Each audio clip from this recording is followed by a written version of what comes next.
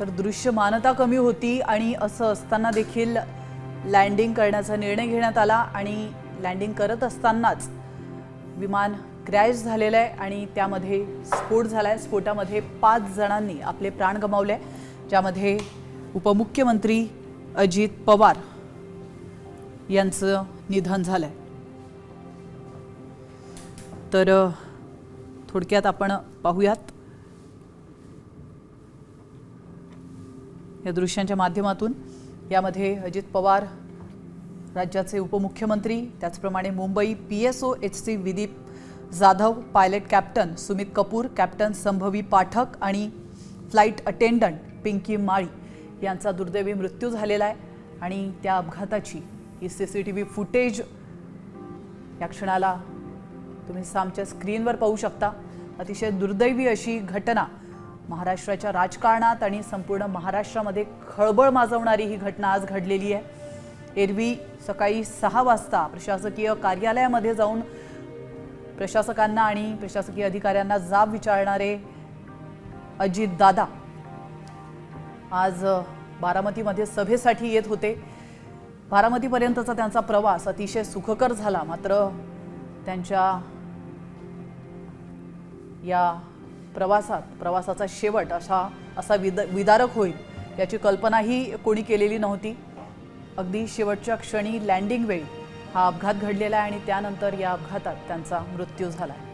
प्रेक्षकांसाठी आपण घटनाक्रम पुन्हा एकदा सांगूयात।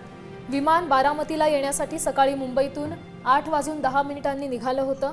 बारामतीत 8:50 विमानतळावर ते उतरणार होतं, मात्र त्याआधीच काही क्षण आधीच विमानाचा अपघात झाला। दृश्यमानता कमी असल्यामुळे पायलटला धावपट्टीत दिसली नाही हे प्राथमिक कारण सध्या समोर येत आहे, त्यामुळेच हा अपघात झालाय अशी प्राथमिक माहिती आहे। विमानातल्या प्रवाशांची माहिती घ्यायची झाली तर त्यामध्ये कोणत्या 5 जणांचा समावेश होता तर राज्याचे उपमुख्यमंत्री Ajit Pawar, Mumbai PSO Vidip Jadhav, pilot captain Sumit Kapoor, captain Shambhavi Pathak, flight attendant Pinky Mali या 5 जणांचा दुर्दैवी मृत्यू या विमान अपघातात झालेला आहे। आणि या अपघातावेळेसची CCTV फुटेजेस मधली दृश्य तुम्ही लाईव्ह साम टीव्हीच्या माध्यमातून पाहू शकता। श्यामल, अतिशय धक्कादायक ही CCTV फुटेज आहे आणि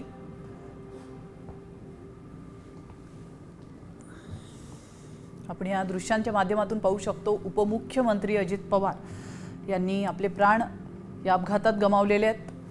एरवी सकाळी 6 वाजता जे प्रशासकीय अधिकाऱ्यांना जाब विचारण्यासाठी प्रशासकीय कार्यालयात जातात तेच दादा आज सकाळी सभेसाठी निघाले होते, मात्र त्यांच्या या सभेला पोहोचण्याआधीच त्यांच्या या विमानाचा अपघात झालेला आहे आणि अगदी शेवटच्या क्षणी 8:45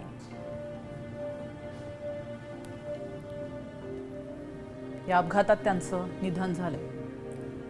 अनेक राजकीय प्रतिक्रिया देखील आपण पाहिल्या। प्रत्येक प्रतिक्रियेत एकच साम्य, ते म्हणजे अजित पवार यांचा वक्तशीरपणा आणि त्यांची काम करण्याची पद्धत।